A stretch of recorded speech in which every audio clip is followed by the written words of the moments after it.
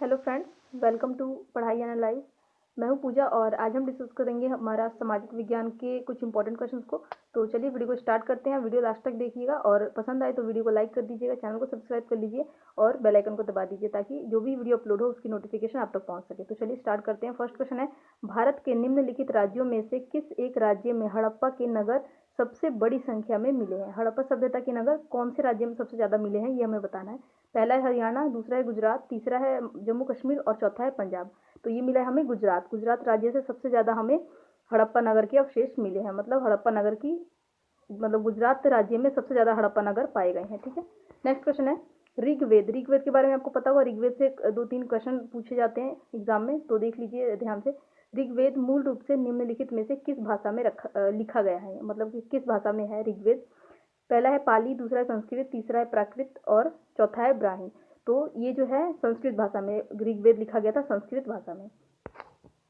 Next question है, 6ठी शताब्दी ईसा पूर्व में मगध महाजनपद के पहले शासक थे। फर्स्ट है प्रसन्नजीत, सेकंड है बिंबिसार, थर्ड है अजातशत्रु और फोर्थ है महावीर। तो इसके जो महाजनपद मगध राज्य के जो शासक थे सबसे पहले, वो थे बिंबिसार। बिंबिसार जो है वो हर्यक वंश के प्रथम शक्तिशाली शासक थे और ये इनका शासनकाल जो है वो 544 से लेकर 592 ईसा पूर्व तक चला था। तो इसे भी आप याद रखिएगा, हो सकता है एग्जाम में ये भी पूछ लिया जाए। नेक्स्ट है, निम्नलिखित में से कौन सा बौद्ध धर्म के त्रिरत्न में से नहीं है? अब बौद्ध धर्म के तीन त्रिरत्न जो है वो कौन कौन से? पहले तो ये देख लीजिए, धम्म, संघ और बुद्ध। ये जो है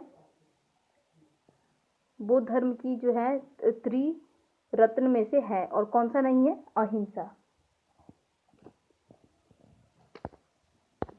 तो आंसर हो जाएगा हमारा option number second. Next question है, निम्नलिखित में से कौन सा राज्यसभा सदस्यों का चुनाव करता है? पहला है राज्यसभा सदस्यों का चुनाव कौन करता है, ये बताना है। संसदीय निर्वाचन क्षेत्रों के मतदाता, सेकंड है लोकसभा सदस्य या फिर विधानसभा के सदस्य यानी कि विधायक, या फिर विधानसभा निर्वाचन क्षेत्रों के मतदाता।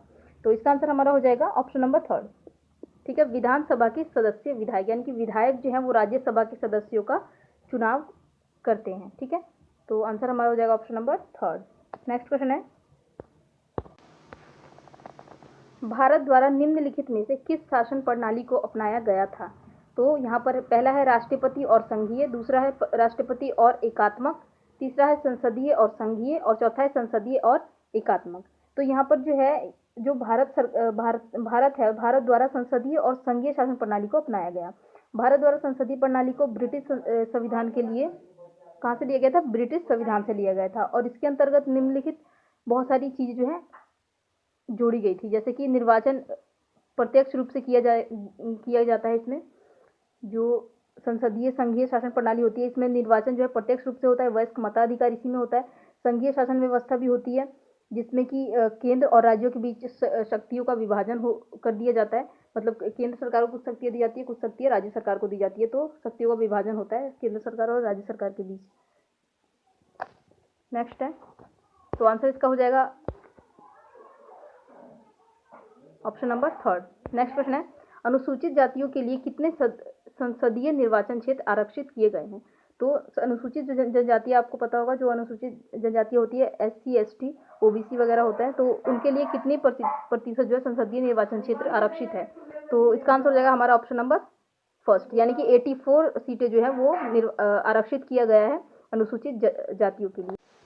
नेक्स्ट है, जब नदी मैदान में प्रवेश करती है तो यह मुड़ जाती है और बड़े मोड़ बनाकर बहती है, जो कहलाता है। तो ये जो है जब नदी पर्वतीय भागों से निकलकर समतल मैदानों में प्रवेश करती है तो भूभाग जो होता है उसके कारण, मतलब समतल भूमि होती है, इसलिए नदी जो है वो मुड़ मुड़ कर प्रवाहित होने लगती है। तो इसको मुड़ मुड़ कर प्रवाहित होने की वजह से इसको कहते हैं विसर्ग। तो इसका आंसर हो जाएगा हमारा option number second. Next question है, भूगोल की वह शाखा जो विशिष्ट मानव जनसंख्या की संरचना के विषय में से संबंधित है वह कहलाती है?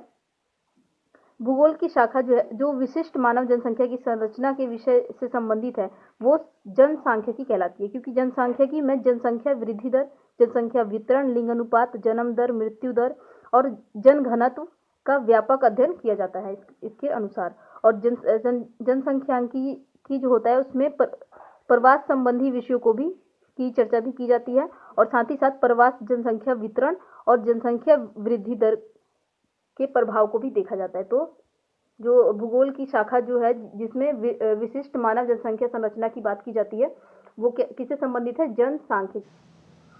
कानपुर के किस शासक ने खुद को पेशवा कहा था? तो कानपुर के जो नाना साहेब थे उन्होंने खुद को पेशवा कहकर संबोधित किया था।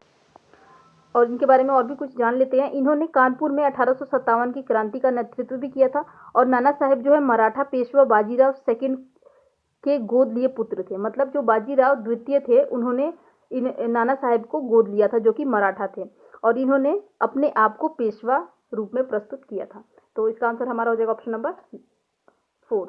तो इसी के साथ ये सेशन कंप्लीट होता है। अगर अच्छा लगे तो प्लीज़ वीडियो को लाइक कीजिए, चैनल को सब्सक्राइब कर लीजिएगा और बेल आइकन को दबा दीजिएगा ताकि आने वाली वीडियो को नोटिफिकेशन आप तक पहुंच सके।